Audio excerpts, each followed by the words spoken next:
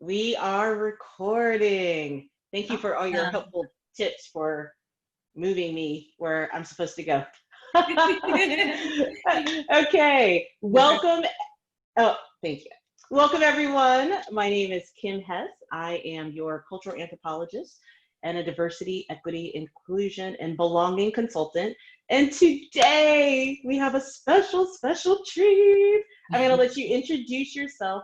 Please tell the world your name and who you are. Thanks, Kim. Thanks for having me. I'm so excited to be with you. So my name is Alice Moore, and I am a human in the world. Yes, yes. Yes, another human in the world. And I do healing work with women. So for over 22 years, I have coached and counseled and had intimate relationship with women, helping them transform their relationship to food and their body. And in probably the past decade, that work has evolved past just food and body and what people eat, but to everything that feeds us, to all the things that fulfill us and feed us. So really helping women find their voice, helping them find their truth with everything from the food on their plate to their relationship, to their sexuality, to their career.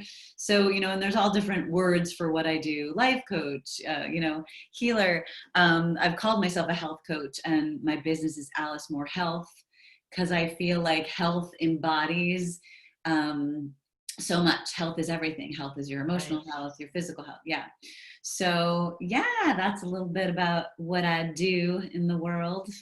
I love it. And let's talk about how we met before we get into the juicy stuff. Well, how we met is pretty juicy too. But before we get into this moment in time. So I'll go ahead and let you start. Okay. Well, Because I'm sitting here trying to remember, like, I don't know the exact day that we met, just kind of the general. Right. I Which don't is know a if I remember great story. the day, but I met Kim in downtown San Francisco in an office building in a recording studio that was created by a student of a spiritual teacher I was studying with, whose name is Dr. Pillai, and he's a Hindu Indian teacher from India. He was also a professor here in America, but he teaches about sound and spirituality, and he had one of his students start a radio station. It wasn't real radio. Yeah. It was like we recorded ourselves in this gorgeous, like, state-of-the-art recording studio. And there was Kim when I came in, bright, smiling Kim, and you had a show that you had already created, I'm pretty sure. It was called The Divorce Guru. Hadn't you already created it? Right. Yeah. No, actually, with the radio station, which now that I think about it, we were way ahead of our time because we were doing internet radio, which is basically podcasting, right? Totally. We were like but a lot more fun because we were actually in the studio together. All these people had different shows, and Alice, you had your show. What was it called? Coffee Meditations. Yes, which I was on, and you gave me some amazing health coaching, which I remember to this day. And then Really? we'll talk about my show. But I remember, yes, I remember you coaching me on because I used to eat a sesame cream cheese bagel with a cup of black tea almost every day. Right? I was going through a divorce. The carbs were making me feel good, but I didn't know why I was eating that. And so you're telling me, the carbs kind of bring me down. Is that correct? But the tea would hype me up. And I was in this never ending circle of carbs, caffeine, carbs, caffeine, carbs, caffeine. I will never forget that. Wow. So now I have my cream cheese bagel fetish is no longer, I still eat them, but not every day, not even every month. So thank you for that. You're welcome. But my show was called. No, go ahead. Oh, go ahead. No, well, I was just going to say, just a lag. It's delicious. The cream cheese bagels are delicious. I grew up on them. So I just wanted to honor that, that delicious experience of eating that food. Yeah, cool. And maybe because I didn't grow up on them, I didn't have a bagel with cream cheese on it probably well into my 30s. Maybe when I moved to San Francisco, which is an odd place to get hooked on, because I lived in New York for a few months and I never ate cream cheese bagels. Really? You never had bagels in New York? I know. I mean, we were only there for 3 months, but yeah, I wasn't a, you know, Not a huge bagel girl. bagel connoisseur. Now, definitely. But I digress. We So digress. In yes, the when land we of, met, yeah. right? So now I'm gonna want a cream cheese bagel now. Um, no, I was going through a divorce at the time, and I was writing a column for an online column for the Examiner, about divorce and relationships and dating after divorce. And then I literally, this is so funny. This is when I answered an ad in Craigslist. This is when Craigslist was could still buy be on radio shows. One at Energy Talk Radio, the now defunct Energy Talk Radio, and that's where we met. That's right. I forgot about your column.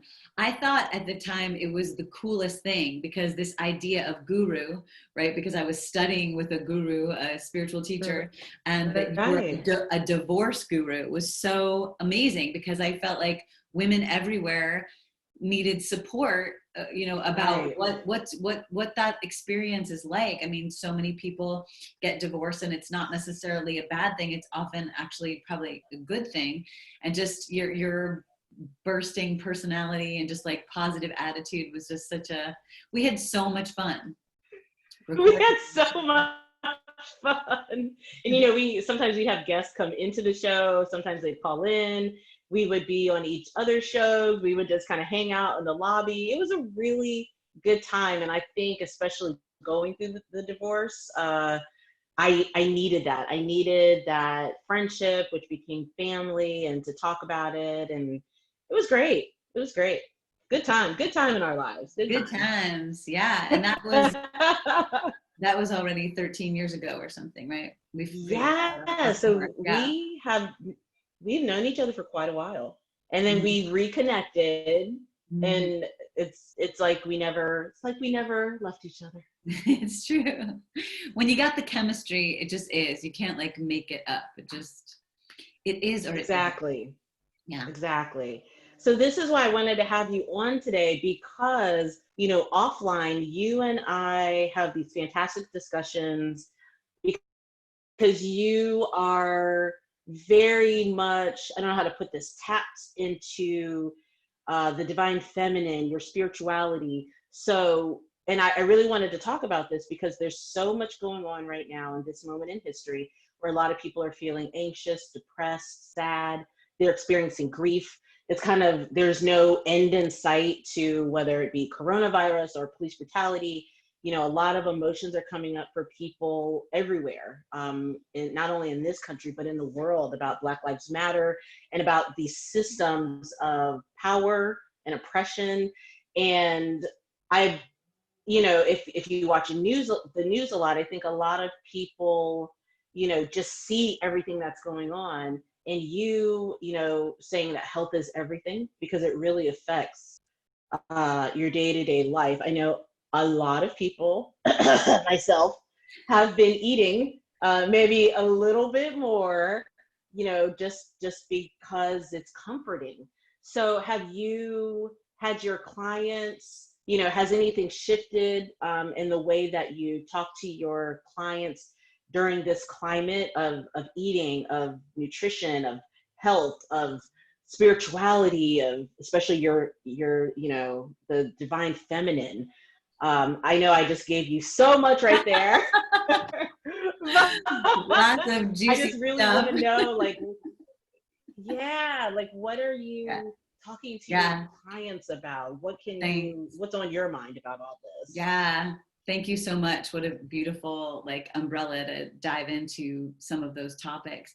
Yeah. I mean, when you ask, is there anything different about this time with my work in reflection to what's going on, I would say the volumes just turned up.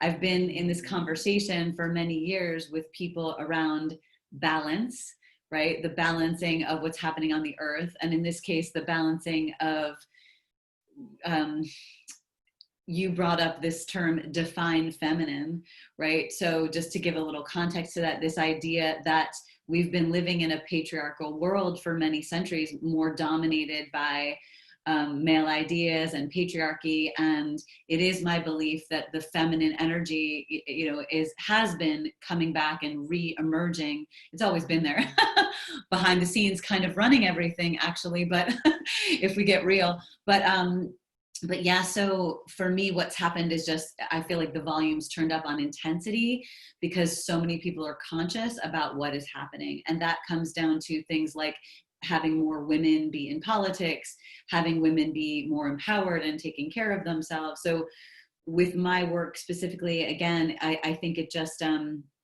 there's just more of it and more consciousness and more people needing and wanting support in those areas so that they know how to show up in the world. Yeah, I'll start with that. I mean, these are, for me personally, I had a period a couple months ago of overwhelm and intensity of the big question for me that came up was, what is mine to do? What is mine to be done? Because there's so much to do. And the spiritual side of me, the part of me that has a bigger perspective of just the everyday, day to day, eating and sleeping and shitting and having sex, you know, having sex, like the divine, right? The bigger picture. There's a part of me that's very happy about what's going on the planet because I feel like people are waking up. Some people are woke, some people are half woke, some people will never wake up. But because of social media, because of the ways we can be in touch with each other in seconds, there's a consciousness rising that is very exciting to me. It's like, okay, let's talk about what's the truth, what's happening, what's happened. And personally, I've been, you know, learning a lot more and unlearning. And like you said, grieving about what I didn't learn and what wasn't available to me information wise. And now, again, the question, what is mine to be done? And I feel like my work, which is very intimate with individual people, is helping them sort out what is theirs to be done. Meaning, you know, in any given day, how much action am I taking? What is my unique way, our unique way of participating? And there are a lot of ways that we need to participate. Some people are going to be on the front lines protesting. Some people are going to be in courts and systems, you know, shifting things. We all can vote, hopefully. And if we can't vote, we can be, you know, looking to the places where voter suppression is still alive and well and help people get their votes in. And then for me, you know, again, because I one of my superpowers or reasons for being here is I love intimacy. I love really knowing how people feel and what their truth is. And so I feel less overwhelmed because now I feel like I'm getting more clarity about where I can be of service and where I can't be of service. And I think that's a big thing for all of us to get. I think I get overwhelmed by social media and all the suggestions and things that I could do that I'm not doing. And then I can get into guilt and shame about what I'm not doing. And that's not going to serve anybody if I'm sitting at home, you know, depressed or with too much anxiety. So yeah, that's a lot. Those are some of the thoughts that have been, you know, running through me through this time. And we've had a lot of time, some of us who aren't necessarily essential workers or don't have children, which I don't have either of those things right now. I got a lot of time to think about it and take some action. Right. Oh, that's a lot. You said it's a lot, and I love that it's a lot because I love the question that you know, that you brought up that came from a time, it sounds like, of overwhelm and, you know, because of all of the turmoil in the world of how did you say it again? What is mine to be done? Like what is for me to do? What is mine to be done? Mm-hmm. I love that. And I implore everyone listening, myself included, to really ask that. I had a really good conversation with my friend JD yesterday, and he was saying that he felt like he wasn't doing enough. He said he was at the protests, he's talking to people, and I also, and actually I got this from you, thank you very much, wise woman, that you can't do it all and you need to rest, right? I remember a few months ago, actually before all of this happened, you were telling me, Kim, you need to rest. You're doing too much, right? And so in talking to JD yesterday, I just spread that wisdom because to me, it seems like he's doing so much. And I love what you said. You know, there are some things that you can do and some things you can't. And let's kind of relax and be what is mine to be done, because we literally can't do everything, right? Like you said, some people are not able to vote. Some people may not want to attend protests because they are living with someone older or someone with a vulnerable population. So I really, really love that. You know, how can we be of service in our own way? And you're saying that your way is that intimacy. So I would like to learn more about that, the intimacy, clients, about talking. What do you talk about? Like themselves, what they're going through, how it's affecting their bodies? Yeah, great. I'd love to answer that question, but I got hooked on something else you said that I just want to Sure, sure. share. Yeah, I just wanted to share this piece about, you know, if we don't clarify what is ours to be done and we're in overwhelm and this kind of thing, then we can't do anything. I see a lot of people paralyzed by this, and then they're just not doing anything or falling back asleep Wow. or putting themselves back into the TV or to drinking or doing drugs or, you know, overeating and all of that, because the system, you know, needs love and it needs balance. Our systems, our physical, mental, emotional, spiritual systems. And if we don't have that, it's likely we're gonna, you know, not be effective and not be able to do anything. So yeah, Wow. thank you for that reflection. In answer to your question, what does that look like with clients? So it could look like anything. Like you were saying, you know, you're finding yourself maybe eating a little bit more. I've had the same experience. Like if I'm up late and I've watched a film or a podcast or something that's educating me more about racism, anti-racism, I try not to do politics and news late at night. And I definitely take it in small doses, just getting the information that I need to get to help me, again, then be of service and be more effective. But I've also found myself at the kitchen counter at 10 o'clock at night, like shoving food in my mouth because, and having an awareness of, oh my gosh, I'm sad, I'm anxious, I'm pissed off. I just watched this thing that made me realize, like, people, you know, the intensity of the ways people are still being harmed. And so for myself, like absolutely human, absolutely imperfect, you know, food is a way that I can comfort myself. And, you know, thank goodness it's not as harmful as you know, as some of the things I used to do to numb myself out or to deal with the pain and the fear and the anxiety. I would say with my clients, the biggest thing that I do is love people exactly where they are and listen to people. Listening. Like, I feel like we are so lacking on this planet with people having the ability to listen and empathize and not dive right into their own ego and their own perception of things. And it's been my experience that loving, listening, and being present is healing. Healing. I don't have to fix what's going on. You know, what's going on with people is completely appropriate and human. To be overwhelmed, to be scared, to be anxious, to be angry. Like, all of those things are appropriate given the world that we still live in. And if you didn't feel those things, I think might be strange. Right. You know? Or really cut off maybe from yourself if you're not feeling anything. Yeah. And I think the dance, or the game, as I like to call it, is allowing those emotions and those feelings to flow through us, not being judged by them, not trying to fix them, then they go away. Like the weather, you know, it's like when a kid has a tantrum and they scream and cry because they can't get their cookie or whatever. Chances are then they're okay later. They're not, the next day, they're not like, I can't believe you didn't give me my cookie. They just let it flow through them and they recover. And I think most of us weren't cultured that way to learn that it's okay to, like, let the emotions go through.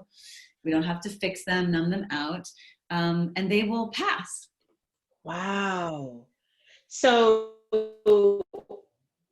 for those of us that weren't brought up like that, I love what you're saying about letting the emotions go through. In theory, it sounds, very easy. What suggestions do you have? Let's say for me, who I just got done watching something, that's going to educate me at 10 o'clock at night. Let's say I watch 13th, or I'm reading articles about Black Lives Matter, or I'm reading articles about the upcoming election, or I mean, could be literally at this point, anything. I could be reading about COVID and states opening, states shutting, you know, vulnerable populations. I mean, I could literally be reading anything right now, and I reach for the cookie. What is the first step? Do I need to acknowledge the cookie while I'm acknowledging my anger? How does that work? What can I do? Yeah. Well, what a great question. It's multi-layered, there's Okay. a lot of steps about that. I would start with one, there's a biochemical thing going on, right? We Okay. have to look at, like, when's the last time you ate? Are you actually hungry?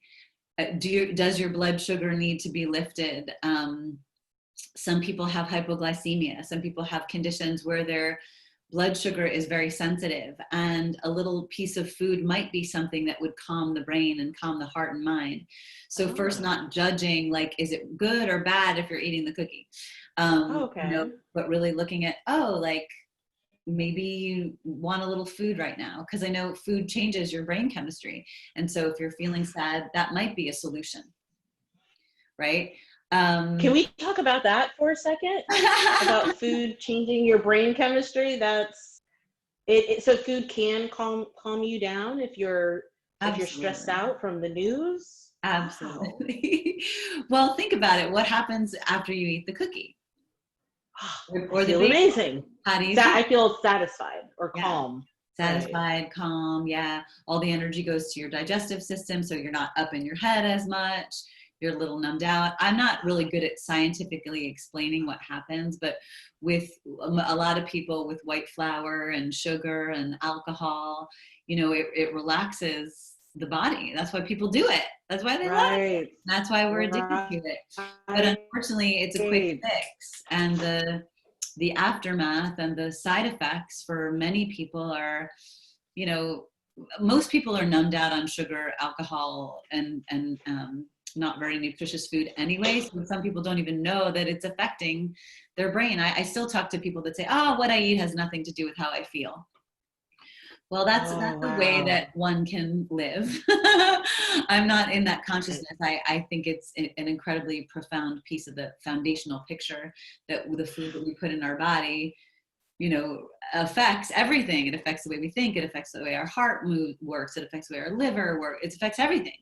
And Right. I don't subscribe to any perfect way of eating. The method that I use with people is, again, loving them and really being conscious.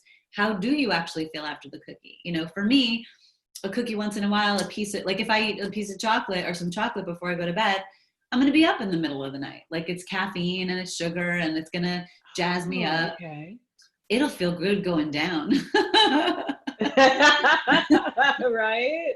And I'll be like, yeah, Oh, and it's a stimulant, and some people think it's an aphrodisiac, and it's like, whoa, I feel good, and for me, right. drugs and alcohol. But anyway, to your point, so that would be the first piece, like the effect chemically, physically, of the sugar and what it actually does for us, which for a lot of us, it'll make us feel good in the moment. And then looking at alternative ways to feel good in the moment. So another big thing is connection and relationship, right? So I know for me, if I Okay. tell somebody, I just watched 13th and I am triggered and angry and sad and upset and I feel like I want to die. Like, when I see that kind of injustice in the world, it triggers in me a wanting to die feeling. Like, what's the point? Why be on the Mm, planet? This is so effed up. Like, this has yes. been going on for centuries and thousands of years, Right. really, that people have been oppressing other people and trying to control Right. them. And these particular issues with Black Lives Matter and, in this country for hundreds of years. it feels like too much. It's like, Right. for my tender heart, I feel like this is just insanity, insanity. There's never been a part of me, even as a little girl, that's thought that anything about that is okay. Abusing other people, controlling other people, so there we are in that intensity of emotion, talking to someone, telling somebody how I feel. I happen to be partnered up right now, so there is someone in my immediate environment that I can talk to, but there's a phone. And people are on these Okay. devices all the time, and just saying, hey, I need to sort of talk out what I just experienced and get back to some sort of balance, maybe take a shower, maybe take a bath, maybe have some tea, table this until tomorrow, watch something more benign on TV, something that's just like less heavy for a little while. Yeah. That's what I do. I watch comedy too, or like put on a YouTube video and just, Yes. yeah, like get into some other consciousness, you know? I've been watching YouTube comedy clips for maybe the last 3 weeks, and like you said, it really lifts my spirits. And I look up and I've been watching these 5-minute clips for an hour. What's going on? But like you said, it's benign. It calms me down. It makes me laugh, and I can do that versus going down the rabbit hole of.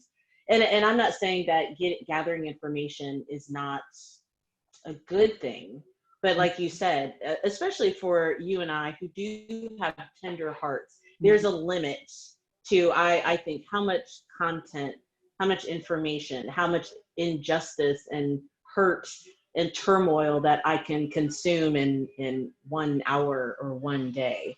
So Yeah. that's amazing. I love what you shared about taking a bath. You said having some tea, taking a shower, calling someone. So once again, we keep looping around to that intimacy. And you had said it before that you love people and you love them where you are. And I also love that you say you don't say something is good or bad. I have a real tendency to say, I've had a glass of wine today. That's bad. I feel like a piece of cake. That's bad. I had some eats earlier. That's good. I wonder if a lot of people do that, especially when they're going through what we as collective are going through right now.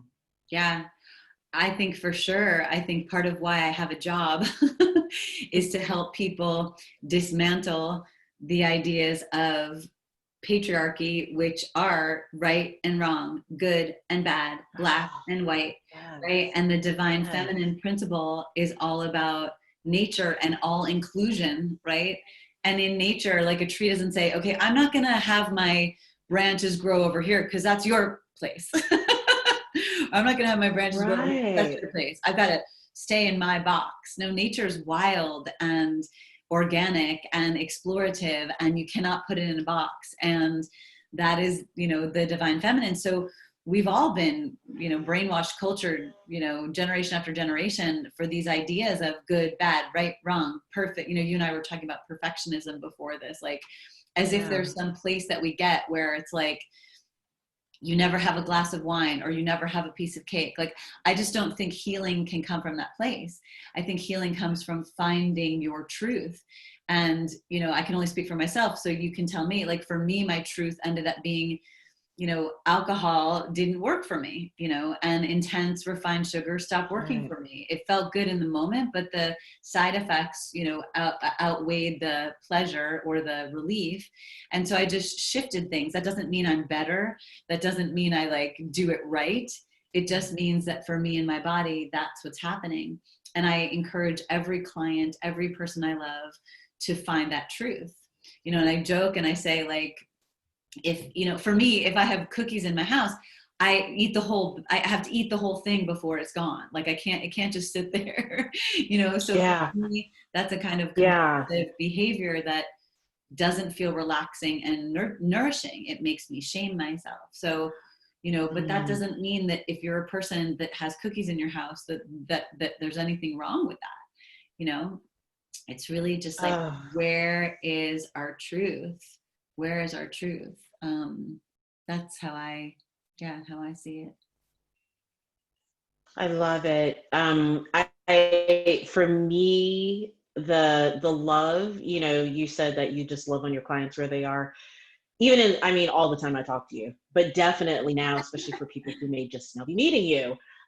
For me, that really shines through the love that you have for human beings, the empathy of meeting them where they are. And I feel, period, but especially now that we all need that. We all need that. We all need to know that it's okay. And I wanted to touch more on the divine feminine because I love what you said about the nature and the tree. Like, I have to stay right here and I have to be perfect. Could you, or actually, could we talk a little more about the divine feminine? Because there may be people out there that have phrase, and we may have people that are saying, well, I'm very masculine. I can't, I don't know what this divine feminine is, but because it has the word feminine, or even divine for those who Yeah. may feel a certain way about spirituality or religion. So let's talk a little bit more about divine feminine and how that plays into your life and how that plays into healing. Yeah, thank you so much for pausing on that so that we could do a little more exploration and clarity about that. Um, I am not a scholar of this idea of the divine feminine. So when I use that terminology, I think, oh, I know like 4 or 5 people who wrote books about this, and they could probably Yeah, talk yeah. about it, right? A lot more. For me, what it means is a balance of energies. So in certain traditions, like Chinese medicine, there's a male dominated side and a feminine dominated side. And what that means, it's like yin yang or yin yang, right? It just means different energies. It's not in the way of like, I'm a girl, you're a boy, right? In some of the ways that we learn things, it's a little more of an expansive idea of energy. And so the male energy or patriarchal energy is getting things done. Is if we look at procreation, and let's get like 8th grade sex class, you know, and we look at like how a baby is created. Sex class today.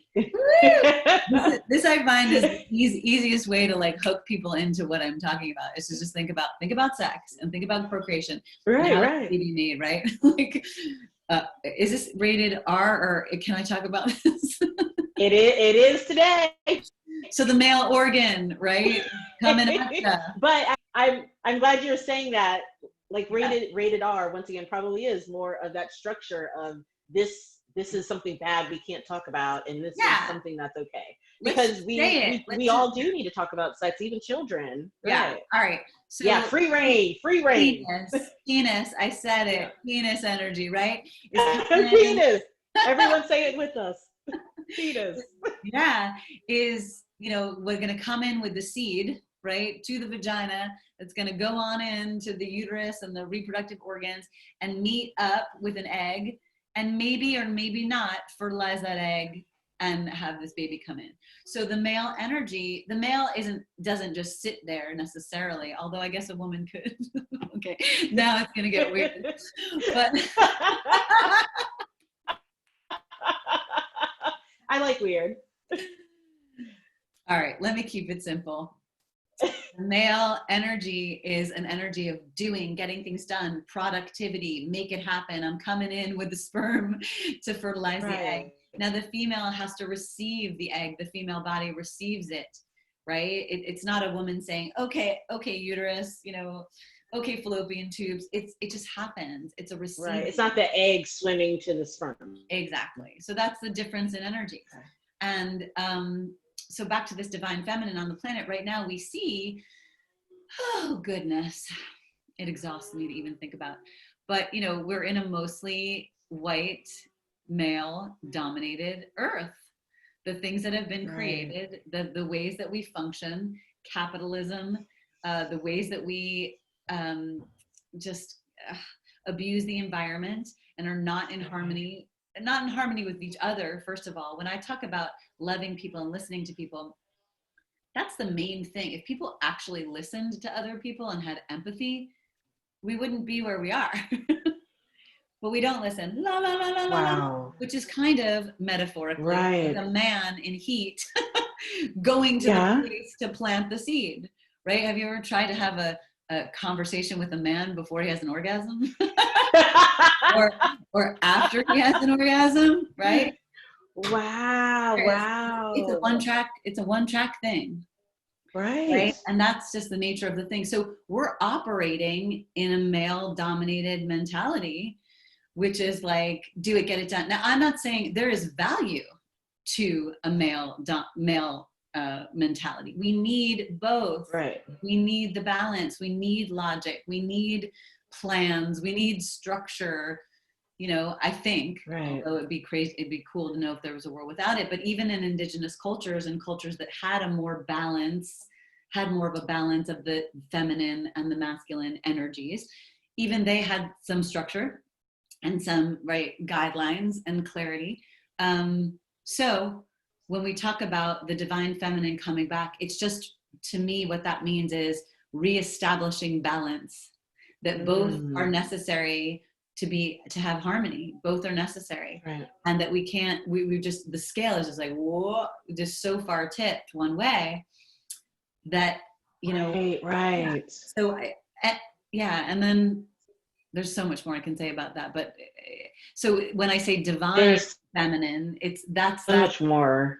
Yeah. The divine, that's an idea of like, gosh, you stumped me on that one. I don't, to me, that's just this awareness of what we call that which is greater, or a source, the thing, Right. the magic that makes the sperm and the egg fertilize and actually make this human, this baby. Right. I mean, that is a miracle. We can scientifically explain how that happens, but it doesn't always happen, and how and when it happens. Right? I mean, people, and so male-dominated Western medicine has also tried to control that and say, oh, we can make this happen. Exactly. We can do this, we can do that, right? So again, nothing wrong with that. We need that for creation, but we also need this idea of the divine feminine. We need receptivity and allowing and kindness and softness and awareness.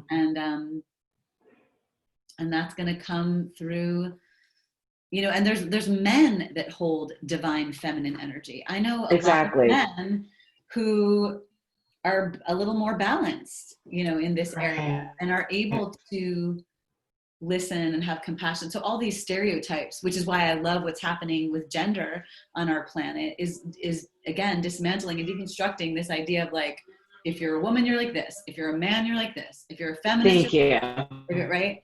It's like we all have some of that within us. Right. And so why do we have to identify with someone? You're a man, you're a woman. Why? That was a patriarchal idea. Right. I think. But I don't really know. I don't have scientific evidence for that. I love that. And but you have knowledge and you have wisdom, and this is who you are. So thank you for sharing that.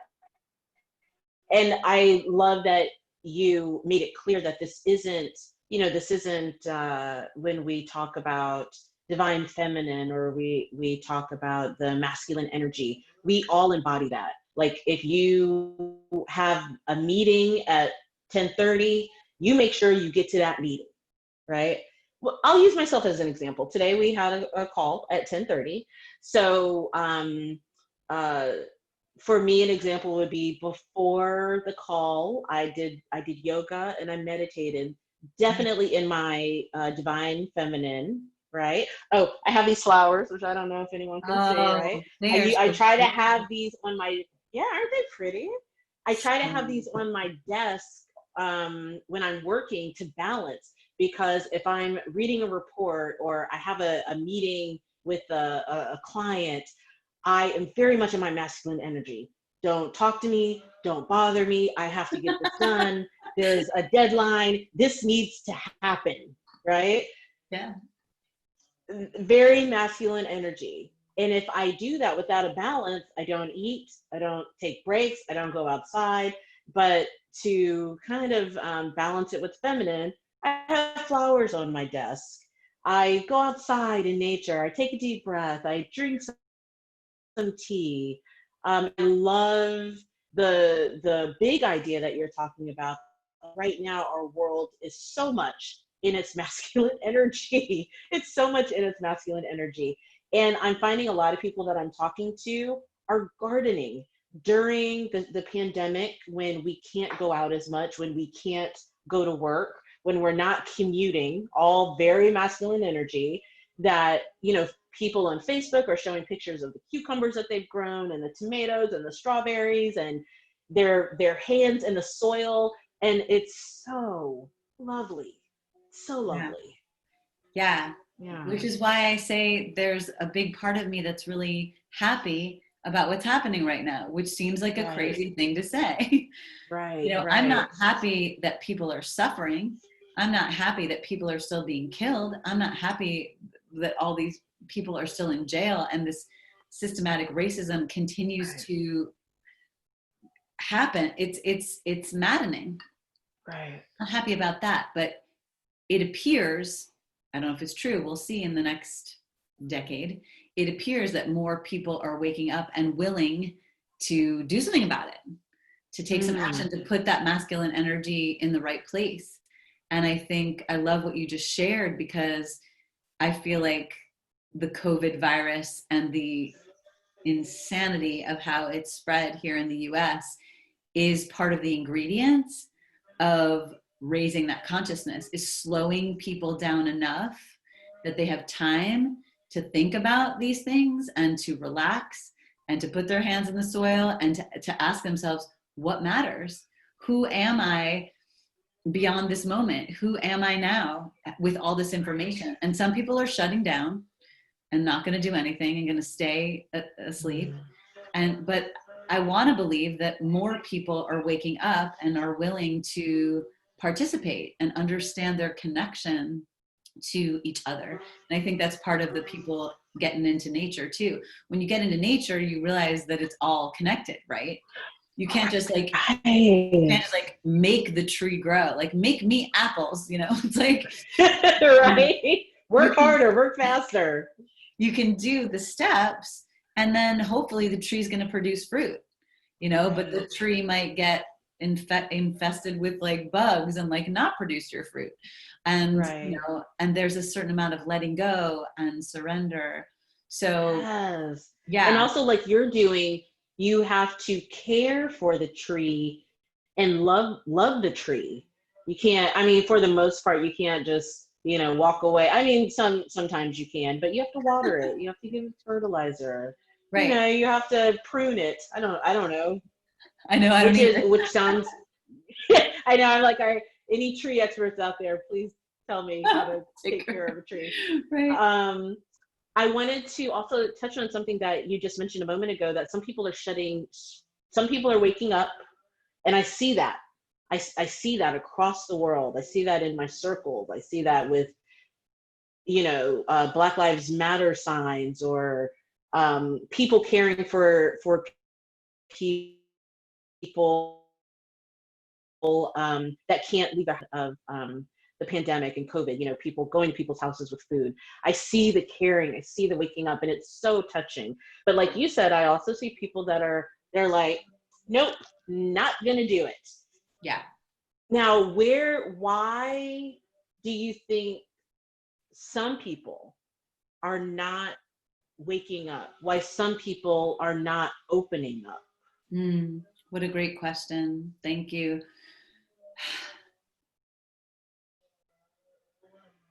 Privilege. People being privileged and comfortable, and they don't want to be uncomfortable. Yeah. And in order to make change or really look at things, we have to look at ourselves. Right. And many people don't want to look at themselves. That's what I'm seeing. When I see defensiveness in a white person around Black Lives Matter, or, you know, what's happening, or saying racism doesn't exist, or reverse racism, or all these things that I don't necessarily, I don't agree with. Right, right. It all, I think, comes down to an ego-based patriarchal world where, and in this country specifically, you know, it being like everyone for themselves, the whole, what this country was based on. Right. Like, I get mine, this is mine. We're not integrated, not like integrated and understanding how our resources, we need to rely on each other. And Right. so I think that, like, the gesture you made of this, like, I'm not gonna, just means like, I'm here safe and cozy in my home, and I'm going to do what I'm going to do. And that doesn't affect me, and I don't need to do that. I mean, it's a denial of the most disturbing kind, in my humble opinion. It's very disturbing. I've had, one of the things that I feel passionate about is helping women, specifically white women, who are on this fence of, they are conscious, maybe they're a bit liberal, or maybe they're even democratic, or they care about people, they do good things in the world, they're not horrible people, but there's a blind spot of where their influence and where their privilege could be useful in the world, rather than shutting down. Wow. And so, that's a rough road to go in, but not as rough as what people who have been oppressed for centuries have been going through. And so I feel, a pull there to at least say the truth, to at least give a shot at turning this into maybe a possibility, or an open mind, or an open heart, or planting the seed that maybe next week, or in 2 weeks, or in a year, the open heart and the open mind will shift. Like you said, I can't take in too much negativity, because I don't think we're effective if we keep going up against the door that's closed. There's too many doors that want to open, that if the door's closed, I say bye-bye. But but what's awakened in me that wasn't there before, even though I've been in this conversation for a while now, what's newly awakened is I am speaking the truth or the thing more than I ever have, because I feel like, am I going to sleep at night if I don't say something? And the answer is no. I won't feel like I'm in integrity if I let something go, that there's a opportunity to say something about justice, to say something about why it is the way it is, or what I've learned, or give a resource where somebody can go. So that's what I think, Kim. I think it's like, what was The Inconvenient Truth, that film? It's like inconvenient to look at what's happening. It's not very much so. It's, oh man, that's going to mess with my day. I was just about to have my coffee. People have had the privilege of not having to see and not having to do. And some people might keep doing that, And again, I just try not to focus on those people, and keep focusing on the rising up of the millions and millions of people that do, I think, that are aligned with where our beliefs and values, and talk to them and make them stronger. I'd rather do that, I love that. This reminds me, I watched one of your videos, and you were talking about your acupuncturist had, I should have written it down. Your acupuncturist has something on his wall, and it was a great quote, and I cannot remember it. Do you remember? Okay. Sorry to put you on the spot. No, it's fine. It's fine. Yeah, my very powerful, delightful acupuncturist, Chinese medicine, Stephen Davis, who is from Hara Wellness, he had a quote, and that I love, and it says, "Change is only possible when truth is allowed a seat at the table." Yeah, it's change is only possible when truth is a seat at the table, because we can't change, if we don't know what the deal is. What are we changing? What's wrong? If you don't know what's wrong, if you don't think there's anything wrong, then how can you change it? And it's this might bring us down a rabbit hole, but truth can be an elusive thing, right? Because my truth might be different than your truth, right? And I think that's where we see this, disconnect that breaks my heart, on a lot of days. It's like, wow, did you see, oh gosh, there was this Netflix thing. I don't want to necessarily promote this woman, but Chelsea Handler, the comedian. Right. I know Chelsea Handler. Did you see it? I don't think so. Not on Netflix. Well, she interviews these women in Orange County that are saying things like, white privilege isn't even a thing. Like, I mean, they're wealthy and like sitting, they're like, I don't think that's real. Right. And I'm watching it and I'm like, my jaw to the ground. I'm like, is this really happening? It's not so much that they believe something different than I believe. It was the unwillingness to even think that it was possible. Right. That's the piece where I just go, oh, no, no, no, no. Right. When there's not listening and there's not empathy and there's not compassion for just another person's experience or another person's opinion. Exactly. You got me on the soapbox. No, I love that. And I may check it out because I do like Chelsea Handler. I may check that out, maybe just a little snippet. And, I am always reminded that we all have privileges. Myself, I have privileges of being, cisgender, that I'm working during this time, that I'm healthy. I mean, there's so many privileges that I could list. It'd be, I'm grateful. So when people say that they don't believe a certain privilege that they have, particularly white privilege in America, they might say, I'm poor. It doesn't exist. It boggles my mind. And I'm not saying that I knew this from day one. Like I was a baby out of my mother's womb. Like I get it all. I have privilege. It's taken time, and I have made mistakes with my privilege. And I'll be very honest about this. I misgendered a transgender person on Facebook.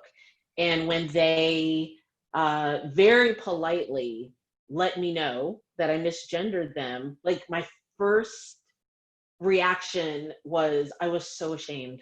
I was so ashamed. And I was like, oh my goodness, did I hurt them? I can't believe I did this. I'm supposed to be this woke anthropologist, And so sometimes when I encounter that with other people, like you're talking about Chelsea Handler and the women in Orange County that she's interviewing, not believing that white privilege is a thing, I can definitely pull that out of the archives of how I felt. And I'm not saying that I like when people say that, but I am definitely trying to be more empathetic when it comes to issues of race, because that is my big social justice issue. Definitely other issues as well, but I'm able to pull that experience where it's not that I didn't believe that my privilege of being a cisgender female was real, but that I made a mistake. And I may have made someone feel bad. And so sometimes it boggles my mind when people, like you said, don't open their heart, or they're not open-minded to saying, let me think about that. But then once again, I have to realize everyone's at different places. And I really like what you said about the truth being elusive. I think we're going to have a whole nother hour discussion just on that. Because, we could say that the truth is the truth, right? But then on another hand, your truth will and may be very different than my truth. Mm-hmm. And sometimes that's very hard to tackle as, people like you and me that want social justice, that want everyone to be happy, that wants the world to be kind, that wants everyone to slow down and relax and be friendly. That I'm like, you can't see this? Right. That's where my ego comes up. How can you not see this? Like, what's wrong with you? Don't you see the world around you? And then I have to remember they are not in my world. Right. Yeah. Whew. I think it goes back to this idea of comfort and privilege, mm-hmm. and being sheltered or not having an awareness. I think I want to believe, Kim, that every human, if their basic rights were being threatened, that they would fight for their basic rights. And only somebody that has all their needs met has the privilege of being able to say, I don't understand that, Wow. So I want to also believe, like you, that the truth is like every person, human, animal, should have their basic needs met. But it does get tricky when I don't want to go down that rabbit hole, but but next time. Yeah. But yeah, thank you for that. Yeah. Woo! Wow. Deep stuff. Well, before we go, first first of all, want to find out where we can find Alice Moore Health, where we can find these awesome videos that you do to support all of us. And then maybe, some parting words about like what's on your mind, or what you want to let everyone listening know about what's going on now, or just in general. So first, let's start with your website. Yeah. I'm going to write something down so I don't forget. Oh, good. So my website is very simple and not very creative. It's my name and the word health, alicemorehealth.com. And that'll give you a little idea. And spell more. Oh, yes. So ALICEMOORE health.com. And I'm posting on Facebook on my personal page, Alice Moore. And then I'm posting on my business page, Alice Moore Health. And then I'm posting on Instagram. And I am a dinosaur in the social media world. So I humbly show up and say some stuff, mostly for your entertainment. Hopefully yes. you enjoy it. I'm also an actor and a singer. So I've got a side of me that is like always wanting to have a good time. Yes. But that's why we get along so well. I know. We have that performer part of ourselves, for sure. I do groups and help people learn about spiritual practice, not just with food, which I also think is a spiritual practice, but define their own version of a spiritual practice. So I have some programs on there, but really I'm just coming back into the scene and exploring all of that. Writing a book called You Are Your Own Guru.